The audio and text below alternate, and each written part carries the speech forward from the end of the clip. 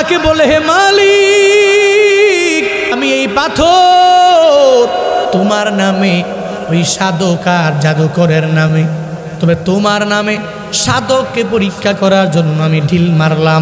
যদি সাধক সত্য হয় তাহলে আজকে বাঘ এবং সাপ এই রাস্তা থেকে দূর হয়ে যাবে। যেই সাপ আর বাঘ দুনিয়ার কোনো মানুষের ভয় পায় না, সে দূরে সরে যাবে। এই চিন্তা নিয়ে পাথর যখন ঢিল মারে, ঢিল মারতে দেরি ওই সাধকের নামে আমার মাওলার নামে যখন মারতে দেরি হয়ে গেল, সাপ আর পাথর রাস্তা থেকে যাইতে দেরি হয় না। মনে মনে চিন্তা ভাবনা করে, ওই জাদুকর সত্য না, আমার সাধক সত্য। সাধক সত্য হয়ে গেল, প্রমাণিত হয়ে গেল। এবার তাওহীদের বাণী এত পরিমাণ প্রচার করতে লাগলেন, পুরো এলাকার মধ্যে যখন এক এক করে সবাই জানতে লাগলো, ওই বাচ্চাটা যেটা কুচি ছেলে, অল্প বয়সী ছেলে, ওই ছেলেটারে এবার ওই সাধকে কয়, তোরে আমি এমন কিছু শিখাইয়া দিব, আমার মাওলার নামে তুই যখন ফু মারবা, যার চক্ষু নাই ওই অন্ধ রোগীরা অটোমেটিক ভালো হয়ে যাবে, তার চক্ষুটা পর্যন্ত ভালো হয়ে যাবে। তবে আমার মাওলার নামের উসিলায় তুই যখন ফু দিবা, ওই অন্ধ চক্ষুটা জন্মান্ধ ব্যক্তিটা অনেক ভালো হয়ে যাবে। আবার কুষ্ঠরোগ যা আছে, ওই কুষ্ঠরোগ তার ভালো হয়ে যাবে। এমন একটা কিছু শিখাইয়া দিলেন, আমার মাওলার নামে ভালো করতে করতে লাগলো। একটা পর্যায়ে ওই বাদশার দরবারে যখন গিয়া হাজির হয়ে যায়, ওই বাদশাহ ডেকে বলে, আমার ছোট জাদুকর, তুই শুনে নাও, এই যে আমার প্রাসাদের মধ্যে একজন আছে যে চোখে দেখে না, অন্ধ হয়ে গেল, তোরে জাদুকর বানাইছি, এই অন্ধরে তুই ভালো করে দাও। এবার সে বলে, ও অন্ধরে, তুই কি ভালো হতে চাওনি? বলে, হ্যাঁ হ্যাঁ চাই। তুই আমি আমার আল্লাহ আমারে ভালো করে দিবি, আমার মাওলার নামে আমি ভালো হব। তুই আমার আল্লাহর নাম নাও। তাওহীদের বাণী বাদশাহ রাজপ্রাসাদের মধ্যে প্রচার করে। আর অন্ধরে কয়, এই অন্ধ, তুই আমার মাওলারে ডাক দাও। আর আল্লাহকে বলো, হে মালিক, আমি জন্মান্ধ হয়ে গেলাম, তুমি আমারে জন্মান্ধ থেকে পরিপূর্ণ হেফাজত করতে পারো। তুই যখন বলবা, সাথে সাথে তোর দুইটা চোখ ভালো হয়ে যাবে। তাওহীদের বাণী প্রচার করতে দেরি। ও মতলবের মুসলমানেরা, ওই রাজার সামনে জন্মান্ধ লোকটা যখন আমার মাওলার নাম নিয়ে বলল, ও আল্লাহ, তুমি আমার চোখ দুইটা ফিরাইয়া দাও। ছোট্ট ছেলের সামনে, ওই রাজার সামনে, ওই জন্মান্ধ ব্যক্তির দুইটা চোখ ভালো হতে দেরি না। কার কুদরত? আরো জোরে বলেন। বাদশার মাথা গরম হয়ে গেল। আমি এক ধর্ম মানি, ওদি ইসলাম ধর্ম মানে, আবার আল্লাহর কথা সে থেকে আনলো। এবার বাদশার মাথাটা অনেক পরিমাণে গরম হয়ে গেল। সে সবাইকে জানাইয়া দিল, এই ছেলেটাকে আর দুনিয়ায় বাঁচায় রাখা যাবে না। ও কেমনে শিখছে আল্লাহর নাম? বলে, এক রাহেবের মাধ্যমে, এক সাধকের মাধ্যমে শিখেছে। বাদশার তো এলাকার মধ্যে পাওয়ারের অভাব নাই, সে লোক লেলিয়ে দিল, লোকেরা যাও যাও, ওই সাধকের ধরো আর ওই সাধকের দুনিয়া থেকে বিদায় করে দাও। এবার তার লোকেরা যাইয়া সাধককে দুনিয়া থেকে বিদায় করে দিলেন। এবার ওই ছেলেটারে মারার জন্য কয়েকজন লোক পাঠাইয়া দিল, কয়েক ছেলেটারে ধরবি আর ধইরা নিয়া একটা পাহাড়ের চূড়া উঠবি, ওই পাহাড়ের চূড়ার মধ্যে দাঁড়াইয়া তোরা সবাই দাঁড়াবি, আর এই ছোট্ট ছেলেটারে পাহাড়ের উপর থেকে ফালাইয়া দিবি, সে দুনিয়া থেকে বিদায় হয়ে যাবে। ওই লোকেরা যাইয়া ওই পাহাড়ের চূড়ায় দাঁড়াইয়া আল্লাহর খাঁটি বান্দারে যখন ফালাইয়া দিতে চায়, তখন ওই ছেলে আমার মাওলারে ডাক দেয়, আল্লাহ গো, আমি জানি তুমি আমার মাওলা, এই বিপদ থেকে তুমি আমারে বাঁচাইয়া দিতে পারো। আমি তো তোমার তাওহীদের স্লোগানটা সুন্দর করে দিয়া দেই, আল্লাহ গো, এই তাওহীদের স্লোগানের মাধ্যমে তুমি আমারে বাঁচাইয়া দাও। আল্লাহ পাকের বড্ড পছন্দ হয়ে গেল। ওই পাহাড়ের একটু নাড়াচাড়া শুরু হয়ে গেল। পাহাড় থেকে বাদশার লোকেরা পরে মারা গেল, কিন্তু ওই ছেলে পাহাড় থেকে রিল্যাক্সে রাজার বাদশার দরবারে চলে আসলো। তেরে কুদ রত্তু দারি বর কামাল আন্তা রব্বি আন্তা হাসবি দুল জালাল তুহি কাদের জলিলুল্লাহ জাহাদার বহরহালে তুহি মেরা নেগাহাদার। আমার মাওলার পাওয়ার কত বড় ও মতলবের মুসলমানেরা, শুনে নাও। এবার সে বেঁচে বেঁচে যখন ফিরে গেল, বাদশা তারা দিকে কয় তুই কেমনি আসলা, আমার লোকেরা কোথায় চলে গেল? বলে আপনার লোকেরা নাই, আমাকে আমার মাওলা বাঁচাইয়া দিয়েছে। বাদশার মাথাটা আরো অনেক পরিমাণে গরম হয়ে যায়, তোরে তো মারা লাগবে, মারা লাগবে, দুনিয়াতে তোরে বাঁচাইয়া রাখা যাবে না, তোকে মেরে ফেলবো। এবার ওই ছোট ছেলেটা জানাইয়া দেয় বাদশারে, আমারে মারতে পারবা না, কারণ আমার মাওলা তো একজন আছে, আমার মাওলার নামে যদি তুমি আমারে মারতে চাও তাহলে মারতে পারবা, আল্লাহর নাম না নেওয়া ছাড়া আমি বাচ্চারে তুই মারতে পারবা না। বাচ্চারে কয় একটা খোলা ময়দানের মধ্যে তুমি আমায় নিয়ে যাও, আর আমারে যদি মারতে চাও তাহলে তুমি বলো বিসমি রব্বিল গুলাম, আমার এই গুলামের রবের নামে তীর মারতেছি, এই ছেলের নামে, ছেলের রবের নামে তীর মারলাম, যদি এটা বলে আমার উপরে তীর চালাও, সঙ্গে সঙ্গে আমি দুনিয়া থেকে বিদায় নিয়ে চলে যাব, তোমার আর কোনো কষ্ট হবে না, কারণ আমার মাওলার প্রেমে আমি দুনিয়া থেকে বিদায় নিয়ে যেতে পারি, বিন্দুমাত্র পরিমাণ চিন্তা আমার মাঝে নাই। ও মতলবের মুসলমানেরা, ইমানের বলে বলিয়ান হইয়া ওই ছেলে তাকে শিখাইয়া দেয়, বাদশারে তুই যদি আমারে মারতে চাও তাহলে মারতে হলে তুই আমার একটা খোলা ময়দানে নেওয়া লাগবে, তীর মারার সময় বিসমি রব্বিল গুলাম তুই বলা লাগবে। বাদশা কয় বলবো, অসুবিধা নাই, তোকে আর পরেও মারা লাগবে। সঙ্গে করে লইয়া একটা মাঠের মধ্যে যখন রওনা হয়ে গেলেন, আর ওই মাঠে যাইয়া এবার ওই লোকটারে মানে ছোট ছেলেটারে বেঁধে দিলেন, আর এলাকার লোকেরা সব তার চতুর্পার্শ্ব ঘেরাও করে ফেলল। এবার বাদশা কয় এই যে তীর মারি বিসমি রব্বিল গুলাম, এই ছোট বাচ্চার রবের নামে আমি তীর মেরে দিলাম, তীরটা মারতে দেরি হয়ে গেল, সঙ্গে সঙ্গে ওই ছেলেটা দুনিয়া থেকে বিদায় নিয়ে চলে গেল। ইন্না লিল্লাহি ওয়া ইন্না ইলাইহি রাজিউন। দুনিয়া থেকে বিদায় নিয়ে চলে গেল। এবার আশেপাশের লোকেরা, ওই বাদশার আশেপাশের লোকেরা, সভাসদরা, এরা তো সবাই আশেপাশে আছে, প্রজারাও তো আছে। এই ছেলেটারে বাদশা নিজে তীর দিয়ে মারছে, আবার বিসমি রব্বিল গুলাম বলার কারণে এর এত মারার জন্য চেষ্টা করলো, মারতে পারে না, কিন্তু রব্বিল গুলাম বলার পরে ওই রবের নামে শুরু করার কারণে সে দুনিয়া থেকে বিদায় নিয়ে চলে গেল, তাকে মারাও গেল। তাহলে ওই আল্লাহ ছোট না, ওই আল্লাহ অনেক পরিমাণে বড়। এবার রাজের আশেপাশে সব প্রজারা সঙ্গে সঙ্গে এরা জানায়া দিল, এই ছোট্ট ছেলেটা যদিও সেটা ছোট ছেলে, এরপরেও সে যে আল্লাহর কথা বলে, ওই আল্লাহ বাতিল না, ওই আল্লাহই তো হাকিকি রব। আমরা সবাই কালেমা পড়লাম, লা ইলাহা ইল্লাল্লাহু মুহাম্মাদুর রাসূলুল্লাহ। আল্লাহ পাক বলেন মানুষের মধ্য থেকে এমন কিছু বান্দা আমার আছে, যেই বান্দারা যখনই মুনাজাত ধরে আমি রবের দরবারে চাই, ও শুধু বলে আল্লাহ তুমি আমারে দুনিয়াতে দাও, দুনিয়া দাও, আখিরাত দেওয়ার আমার কোনো প্রয়োজন নাই। আল্লাহ কয় নবী গো এদের বলেন ওয়ামা লাহু ফিল আখিরাতি মিন খালাক, যারা আমি মাওলার দরবারে শুধু দুনিয়া চায়, আখিরাত চায় না, এদের জন্য আখিরাতের লাইনে বিন্দুমাত্র পরিমাণ কোনো কিছু এদের জন্য থাকবে না।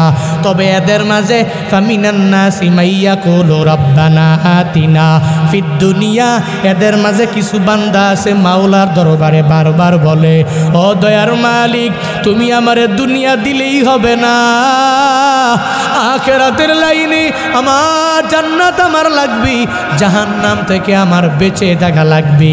সে জান্নাতও চায়, আবার জাহান্নাম থেকেও মুক্তি চায়, দুনিয়াও চায়। আল্লাহ কয় যারা আমি রবের কাছে দুনিয়াও চায় আখিরাতও চায় যেই বান্দারা, আমি আল্লাহ তারে দুনিয়াও দিব আখিরাতেও জান্নাতের মালিক বানায়া দিব। জোরে কোন সুবহানাল্লাহ। আল্লাহর কাছে চাওয়ার স্টাইলটা কি? শুধুমাত্র দুনিয়া না, আল্লাহর কাছে বলা রব্বানা আতিনা ফিদ দুনিয়া হাসানা ওয়া ফিল আখিরাতি হাসানা ওয়া কিনা আযাবান নার। হে রব, তুমি আমারে দুনিয়া দাও, এরপরে আখিরাতও দাও। দুনিয়া পাওয়ার পরে যারা আখিরাতকে ভুলে না, আল্লাহ কয় তোরে দুনিয়াও দিব আখিরাতেও জাহান্নাম থেকে বাঁচাইয়া জান্নাতে দিয়ে দিব। তাহলে চাওয়া লাগবে কয়টা? জোরে বলেন কয়টা? আল্লাহ কয় নেতা আমি তারই বানাই।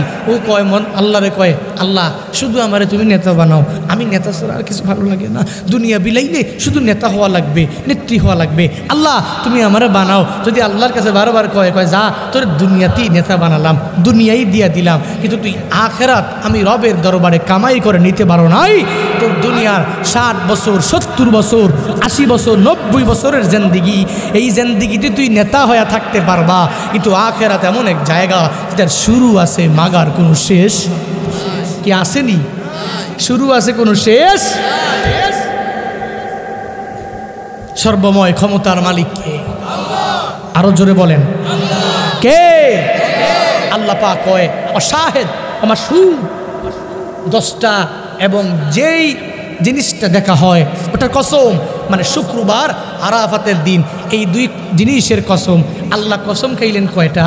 প্রথম আয়াতে আসসামা ইযাতিল বুরুজ ওয়াল ইয়াউমিল মাউউদ ওয়া শাহিদ ওয়া মাশহুদ, একই আয়াতে 2টা, বাকি 2 আয়াতে 2টা, মোট কসম কয়টা? সবাই বলবেন। খারাপ লাগতেছে আপনাদের? কি কষ্ট পাচ্ছেন নাকি আপনারা? হ্যাঁ, উঠাউঠি করছেন কেন? এখন 11টাই তো বাজে নাই, উঠাউঠি করলে তো কেমন হইল? কষ্ট হচ্ছে কি? ছেড়ে দিব নাকি? কয়টা কসম? 4টা। ওয়াসসামা'i যাতিল বুরুজ ওয়াল ইয়াউমিল মাউউদ ওয়া শাহিদিন ওয়া মাশহুদ কুতিলা আসহাবুন উখদুদ। এবার আসল কাহিনী শুনো। আল্লাহ পাক বলেন 4টা কসম আমি আল্লাহ খেলাম, এবার তুই শুনে নাও। কুতিলা আসহাবুন উখদুদ, আসহাব মানে ওয়ালা, সাথী, সাহেবের জমা, আসহাব, আসহাবুল উখদুদ। আল্লাহ পাক কয় ওই গর্তওয়ালা যারা, এই গর্তওয়ালাদেরকে আমি আল্লাহ ধ্বংস করে দিয়া দিলাম, এদের ধ্বংস করে দেওয়া হলো। কুতিলা আয় লুইনা, এরা লানত প্রাপ্ত আমার মাওলার পক্ষ থেকে হয়ে গেল। ওরা গর্তওয়ালা, গর্তওয়ালাদেরকে আল্লাহ পাক রব্বুল আলামিন লানত দিয়া দিলেন। এবার গর্তওয়ালা কারা এটা জানার দরকার আছে না নাই? এটাই মূল বয়ান। গর্তওয়ালা, গর্তওয়ালা। আল্লাহ পাক বলেন ও গর্তওয়ালারা, তোদেরকে ধ্বংস করে দেওয়া হলো কেন? এর একমাত্র কারণ, এই গর্তওয়ালারা কেমন ছিল? হযরতে শুআইব রাদিয়াল্লাহু আনহু তিনি বলেন, রাহমাতুল লিল আলামিনের বর্ণনা, নবী একদিন এই ব্যাপারে সুন্দর করে বয়ান দিতে লাগলেন। এক জামানায় ছিল এক বাদশাহ, ওই বাদশার আশেপাশে একজন ছিল জাদুকর, যে জাদু করে, জাদুটোনা করে। এই জাদুকর ওই বাদশার আশেপাশে সব সময় ঘুরে ঘুরে ঘুরে ঘুরে বেড়াতো। ওই জাদুকর, ওই গণক একবার যখন বুড়া হয়ে গেল, মানে বৃদ্ধ হয়ে গেল, বাদশারে গিয়া জানায়া দেয়, বাদশারে আমি দুনিয়ায় আর থাকবো না মনে হয়, তুই আমারে এমন একটা কচি ছেলে দাও যেই ছেলেটা অনেক কিছু মনে রাখতে পারবে, একটা ব্রেনওয়ালা যে অনেক কিছু মনে রাখবে, এমন মেধাবী একটা ছেলে তুই আমার হাতের মধ্যে দিয়া দাও, যেই ছেলেটারে আমি সুন্দর করে করে আমার জাদুটুনা সব আমি শিখাইয়া দিয়া যাব, যাতে করে আমার মরণের পরে তোমার কোনো অসুবিধা না হয়, তুমি আমারে একটা ছেলে আমারে দিয়া দাও।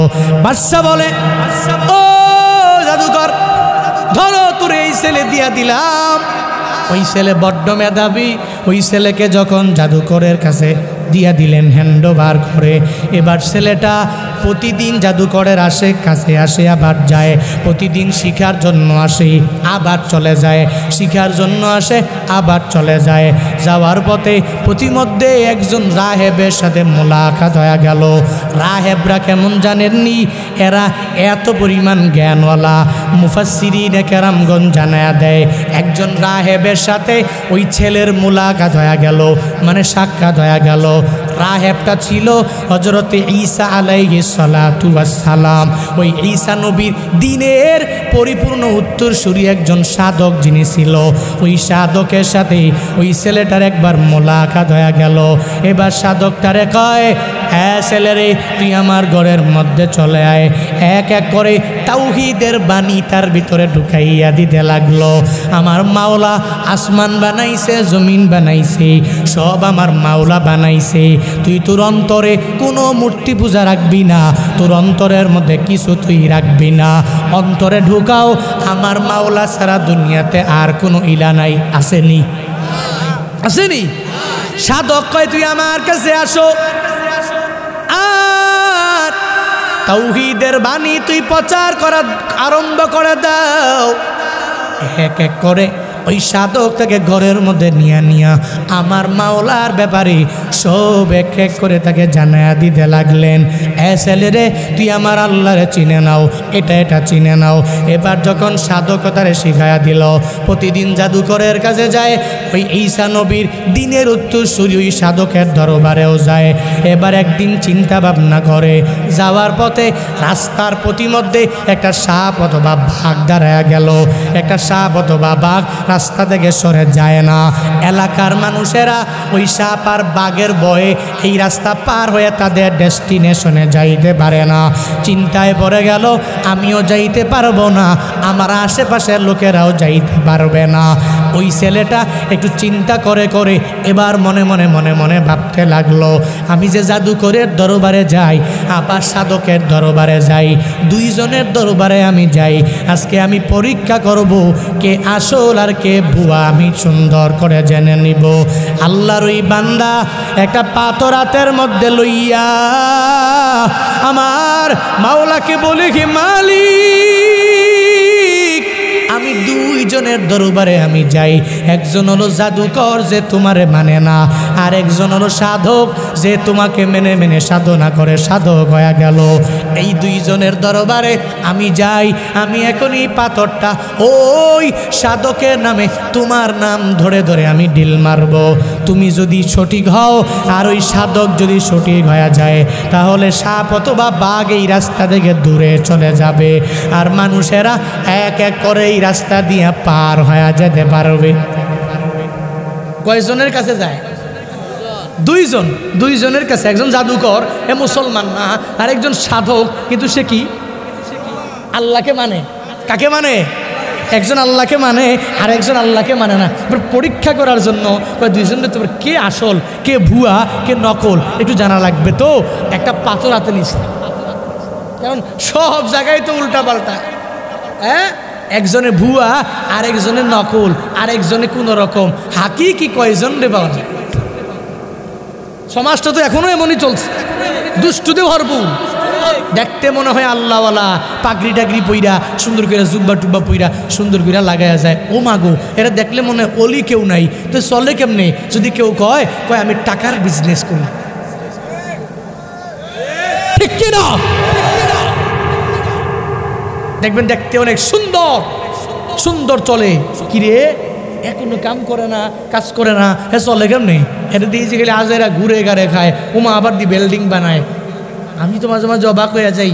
একজন আছে আমার খুব পরিচিত, ওরে বাপরে বাপ, করে ছোট্ট একটা কাজ, যেটার মান্থলি বেতন হবে সর্বোচ্চ 50,000 টাকা, কিন্তু প্রতি বছর গাড়ি কিনে একটা করে, আবার প্রতি বছর বাড়ি 3 তলা পর্যন্ত করে বলছে। আরে কেমনে কি? এবার খোঁজ নিয়ে দেখা গেল, হ্যারে বলা হয়েছে তুমি এত টাকা কোত্থেকে পাও? আমি টাকার বিজনেস করি। টাকার কি করে? কথা বলেন না কেন? টাকার বিজনেসে টাকা বাড়ে, হ্যাঁ, টাকাগুলো লাগায় রাখে। কোন লাখে কত? লাখে এর দেয় প্রায় 10,000 টাকা মাসে। এবার কোন এক বড় বাজারের মধ্যে নাম বললে এক নামে চিনবেন, এই বড় বাজারে লাগায় রাখছে। এই বাজারের মধ্যে সব দোকানদার, ডিম বাজার, সেই বাজার, মাছ বাজার, পুরা বাজারের মধ্যে লাগায় রাখছে। তুই বিপদে পড়ছো তো তোর 1 লাখ টাকা দিলাম, তুই মান্থলি আমার 10,000 দিবি, তো 5 লাখ হইলে মাসে কত? ওই কথা কয় না বাঙালি, হিসাব বুঝেননি? এবার 10 লাখ হইলে মাসে কত? কি কম না বেশি? কম না বেশি? টাকায় টাকা আনে, কিন্তু এতটুকু চিন্তা করে না মানুষকে যে আমি বলি আমি ভালো, আমি ভালো, আমি যে 5 ওয়াক্ত নামাজ পড়ি, রবের দরবারে তো যায় না। উপর দিয়া ফিটফাট হলে তো হয় না, ভিতর দিয়েও ফিটফাট হওয়া লাগবে। কিন্তু উপর দিয়ে দেখতে সুন্দর, দেখতে নারী তার চলন বাঁকা, এরকম হলে খাঁটি মুসলমান হওয়া যায় না। চিল্লা এখন ঠিক কিনা? তুমি সুদের টাকায় প্রাসাদে গড়ো, ঘুষও ছাড়ো না, দিন দুঃখী না খেয়ে মরে খবর রাখো না।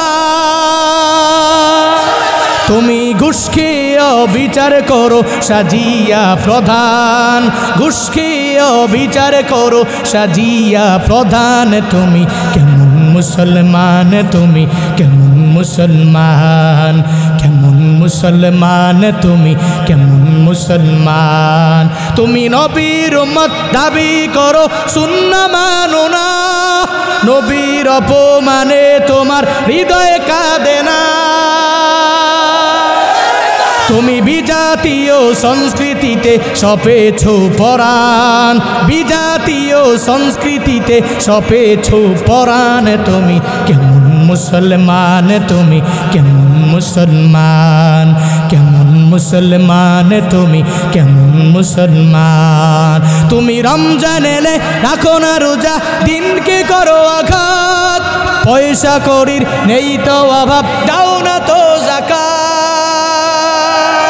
তুমি ইমানদারির বড়াই করো, নেই তোমার ইমান, ইমানদারির বড়াই করো, নেই তোমার ইমান। তুমি কেমন মুসলমান, তুমি কেমন মুসলমান, কেমন মুসলমান, তুমি কেমন মুসলমান। নামাজের সাথে নাই পরিচয়, মানো না কোরআন, নামাজের সাথে নাই পরিচয়, মানো না কোরআন। তুমি কেমন মুসলমান, তুমি কেমন মুসলমান, কেমন মুসলমান, তুমি কেমন মুসলমান। ঠিক কিনা? খারাপ লাগতেছে? মুসলমান ও নামাজ পড়বে, রোজা রাখবে, ও নবীর সুন্নতের উপরে আমল করবে, সুদ মুক্ত টাকা নিবে, ঘুষ মুক্ত টাকা উপার্জন করবে। এটা মুসলমানদের একটা গুণ, মুসলমানদের সিফাত, মুসলমানদের চলার পথটা এমনই হবে। কিন্তু মুসলমান দাবি করে যদি উপর দিয়া মুসলমান, ভিতরে ভিতরে সুদ খাইলো, ঘুষ খাইলো, সুন্নতের উপর আমল করলো না, নামাজ পড়লো না, রোজা রাখলো না, তো তুমি কিসের মুসলমান? তো তুমি কিসের মুসলমান? তুমি কেমন মুসলমান? তোমার পরিচয়, তুমি মুসলমান, তো তোমার পরিচয় কেমনে হবে? নামাজের মাধ্যমে হবে, রোজার মাধ্যমে হবে, আমলের মাধ্যমে হবে। চিল্লা এখন ঠিক কিনা? আমরা কি নামধারী মুসলমান হব নাকি খাঁটি মুসলমান হব? এই নামধারী মুসলমান হব না খাঁটি মুসলমান হব? খাঁটি মুসলমান হতে চাই কারা কারা? 2 হাত তুলে আল্লাহকে দেখায় দাও।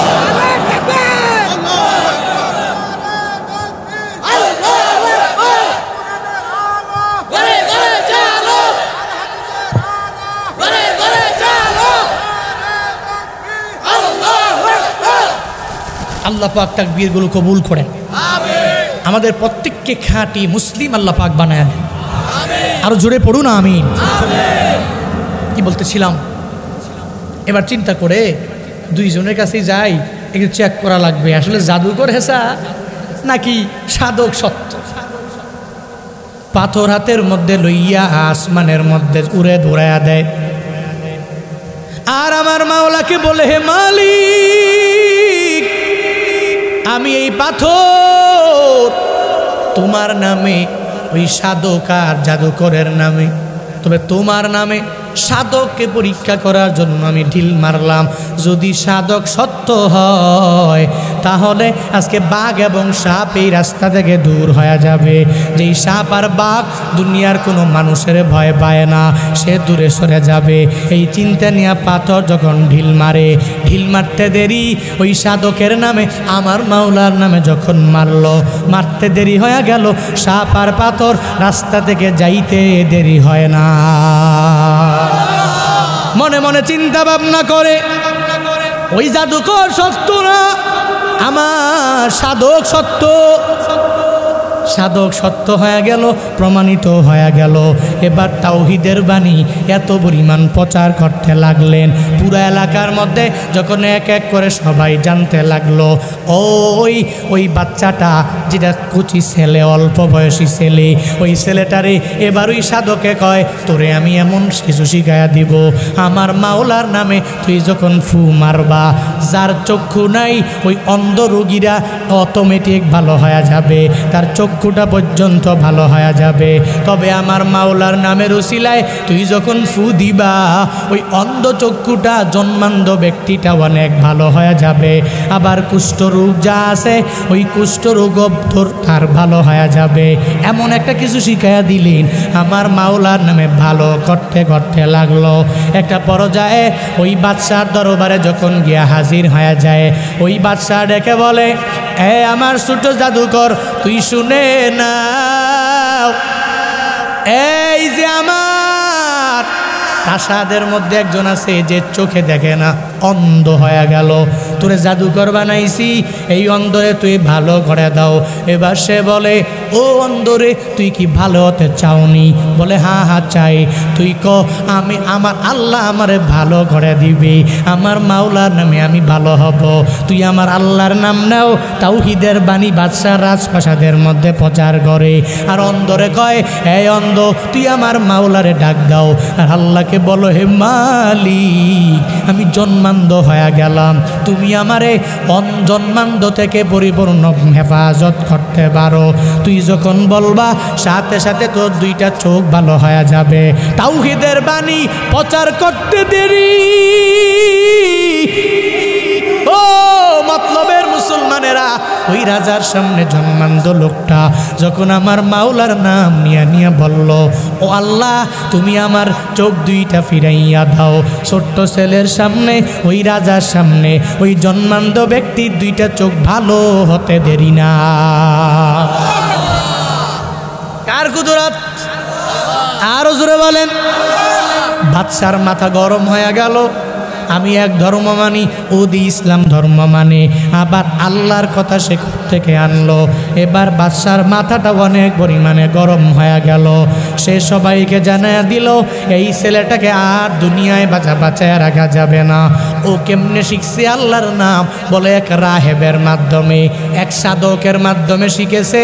বাদশার তো এলাকার মধ্যে পাওয়ারের অভাব নাই, সে লোক লেলিয়ে দিল, লোকেরা যাও যাও ওই সাধকের ধরো, আর ওই সাধকের দুনিয়া থেকে বিদায় করে দাও। এবার তার লোকেরা যাইয়া সাধককে দুনিয়া থেকে বিদায় করে দিলেন। এবার ওই ছেলেটারে মারার জন্য কয়েকজন লোক পাঠাইয়া দিল, কয়েক ছেলেটারে ধরবি আর ধইরা নিয়া একটা পাহাড়ের চূড়ায় উঠবি, ওই পাহাড়ের চূড়ার মধ্যে দাঁড়াইয়া তোরা সবাই দাঁড়াবি, আর এই ছোট্ট ছেলেটারে পাহাড়ের উপর থেকে ফালাইয়া দিবি, সে দুনিয়া থেকে বিদায় হয়ে যাবে। ওই লোকেরা যাইয়া ওই পাহাড়ের চূড়ায় দাঁড়াইয়া আল্লাহর খাঁটি বান্দারে যখন ফালাইয়া দিতে চায়, তখন ওই ছেলে আমার মাওলারে ডাক দেয়, আল্লাহ গো আমি জানি তুমি আমার মাওলা, এই বিপদ থেকে তুমি আমারে বাঁচাইয়া দিতে পারো। আমি তো তোমার তাওহীদের স্লোগানটা সুন্দর করে দিয়া দেই, আল্লাহ গো এই তাওহীদের স্লোগানের মাধ্যমে তুমি আমারে বাঁচাইয়া দাও। আল্লাহ পাকের বড্ড পছন্দ হয়ে গেল। ওই পাহাড়ের একটু নাড়াচাড়া শুরু হয়ে গেল। পাহাড় থেকে বাচ্চার লোকেরা পরে মারা গেল, কিন্তু ওই ছেলে পাহাড় থেকে রিল্যাক্সে রাজার বাদশার দরবারে চলে আসলো।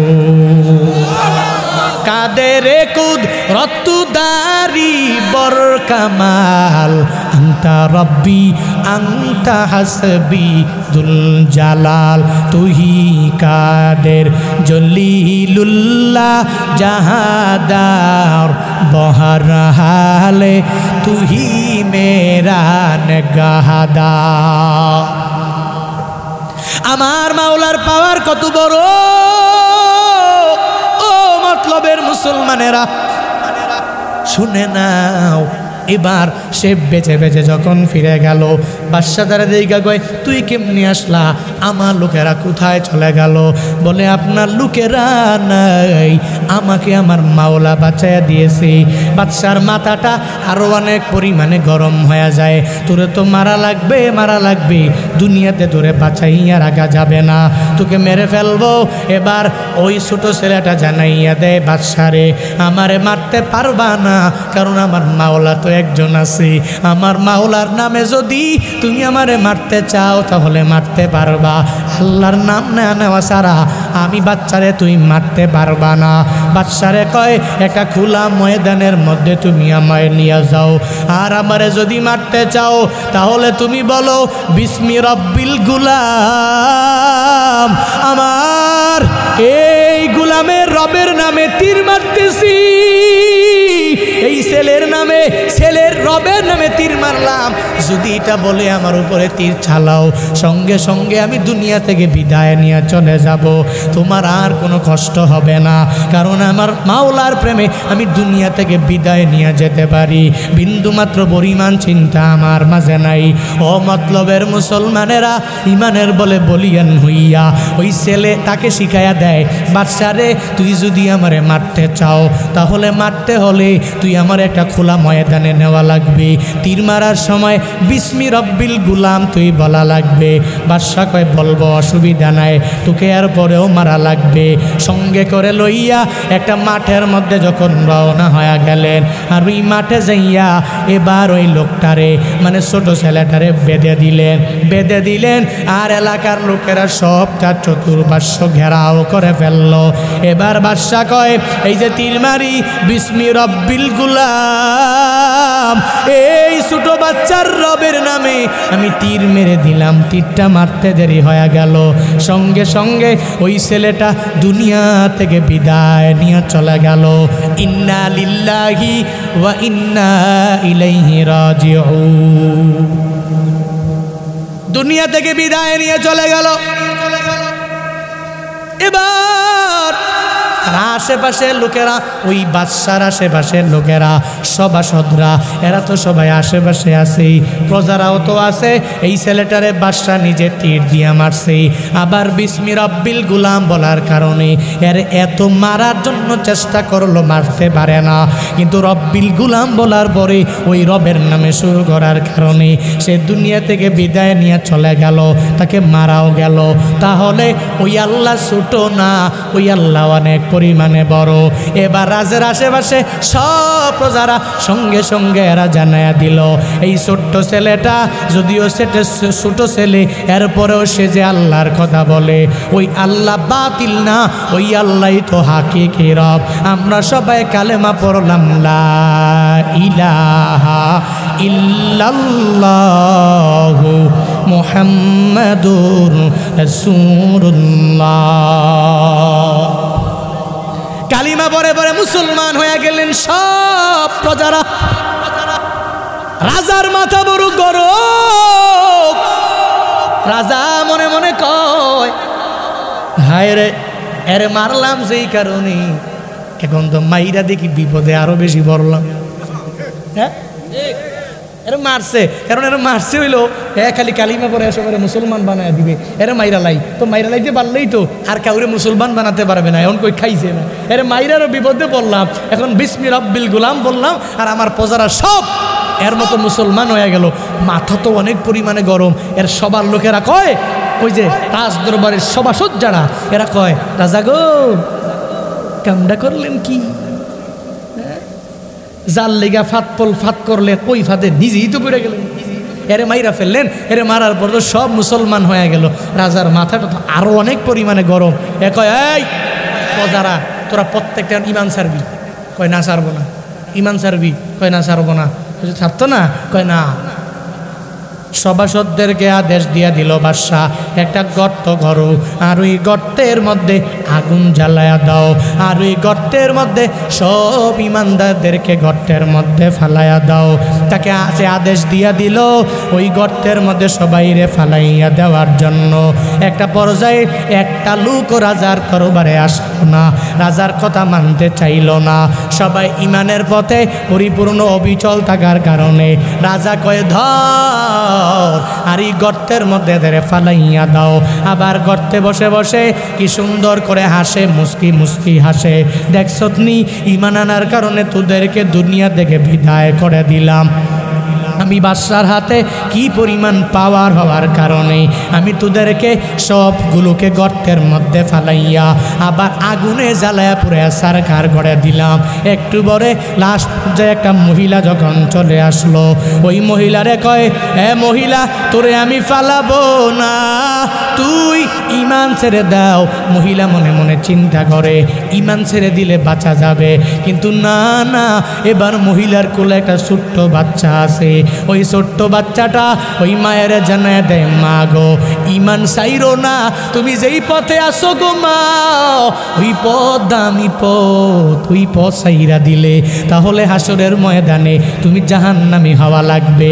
মা গো, দুনিয়ার আগুনে জ্বইলা সারকার হয়ে যাও, আখিরাতে জাহান্নামের আগুনে জ্বলা যাবে না গো মা, মা মা।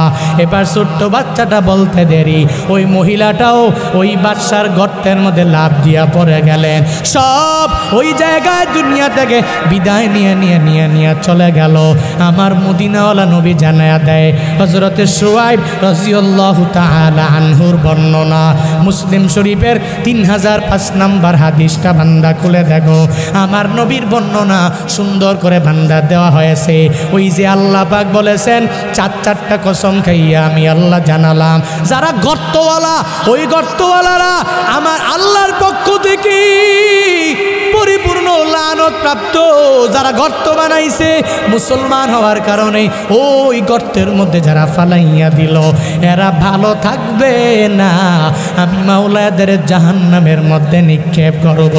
আল্লাহ পাক বলেন, কুতিলা আসহাবুন উখদুদ। আরো জোরে পড়ে আল্লাহু আকবার, আরো জোরে পড়ে আল্লাহু আকবার। দেখছেন নি ঘটনা? হে মিয়া, কোরআনে হাদিসে ঘটনার অভাব আছে নি? কথা বলে না কেন? আছে অভাব? কোরআন হাদিসে ঘটনার অভাব নাই। কেন কিচ্ছা বলবো? হ্যাঁ, কিচ্ছা বলবো কোরআনের, কিচ্ছা বলবো হাদিসের। কুতিলা আসহাবুল উখদুদ আন-নারি যাতিল ওয়াকুদ। যেই গর্তের মধ্যে ছিল একদম সর্বোচ্চ লেভেলের আগুন, আল্লাহ পাক কয় ওই আগুনের কারণে গর্তটা অনেক পরিমাণে হিট হয়ে গেছিল। সে যে অর্ডার দিছে যে এই গর্তের মধ্যে আগুন জ্বালাও, আন-নারি যাতিল ওয়াকুদ ইদহুম আলাইহা কুউদ। যখন তারা বসা অবস্থায়, কুউদান, তারা সবাই বসা অবস্থায় ছিল। এই বাদশা গর্তের আশেপাশে তার লোকেরাও সব আশেপাশে বসে আছে আর দেখছে কি হচ্ছে, এদের কিভাবে পড়ছে, কি মজা করছে।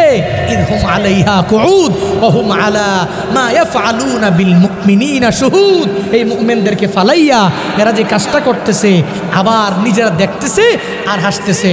কিন্তু আল্লাহ পাক বলে, তোর পাওয়ার এতটুকু, তোর ক্ষমতা এতটুকু, মনে রাখিস, আলা মা ইয়াফআলুনা বিল মুমিনিনা শুহুদ ওয়া মা নাকামু মিনহুম ইল্লা আইয়ুমিনু বিল্লাহিল আজিজিল হামিদ। তোরা আমার মুমিন বান্দাদেরকে, এরা আজিজ এবং হামিদ, মহাপরাক্রমশালী, প্রশংসিত আল্লাহর প্রতি ঈমান আনার কারণে তোরা ওই গর্তের মধ্যে ফালাইছো। মনে রাখবা, আল্লাযী লাহু মুলকুস সামাওয়াতি ওয়াল আরদ ওয়াল্লাহু আলা কুল্লি শাইইন শাহীদ। আল্লাহ পাক তো এমন আল্লাহ, আল্লাযী লাহু মুলকুস সামাওয়াতি ওয়াল আরদ, আসমান এবং জমিনের সমস্ত রাজত্ব কার। আরো জোরে বলেন কার? আরো জোরে চিল্লায় বলেন কার? আল্লাযী লাহু মুলকুস সামাওয়াতি ওয়াল আরদ, আসমান এবং জমিনের সমস্ত রাজত্ব আমার মাওলার হাতে। আল্লাহু আলা কুল্লি শাইইন, আল্লাহ সকল কিছুর উপর ক্ষমতাবান। আল্লাহ দেখেন, আল্লাহ জানেন, সব ব্যাপারে আমার মাওলার ধারণা আছে। ও বাবারা, দেখছেন নি এই গর্তওয়ালারা, এদেরকে মারার পরে আল্লাহ পাক পুরা সূরা বুরুজে এদের নিয়ে নিয়ে আলোচনা করে। আল্লাহ কয়, নবী গো, আমি আল্লাহর যে কি পরিমাণ পাওয়ার, এদেরকে আমি অনেক কঠিন থেকে কঠিনতম পর্যায়ে নিয়ে মৃত্যু দিয়েছি। যেরকম মৃত্যু দিয়েছি আসহাবে ফিল, হস্তি বাহিনী, হাতির বাহিনী, এদেরকে কিছু লাগে নাই। আবাবিল, যাকে যাকে পাখি এসেছে পাথর মেরেছে, দুনিয়া থেকে বিদায় করে দিয়েছে। ফেরাউন আল্লাহ পাক নীল নদে ডুবাইয়া চুবাইয়া চুবা এরপরে মারছে। এরপরে নমরুদ একটা মশার মাধ্যমে আল্লাহ পাক দুনিয়া থেকে বিদায় করে দিয়েছে। ওই আল্লাহ এখনো আছে না নাই? এই মতলবের মুসলমান, আল্লাহ আছে না নাই? ওই আল্লাহর প্রতি গাদ্দারি করে পৃথিবীতে যত ব্যক্তি ক্ষমতা, লিডারি, পাওয়ার, ক্ষমতা, কর্তৃত্ব, এগুলার বাহাদুরি যতই করবে, আমার রবের দরবারে একদিন হিসাব দেওয়া লাগবে কি লাগবে না? কথা বলেন না কেন? লাগবে কি লাগবে না?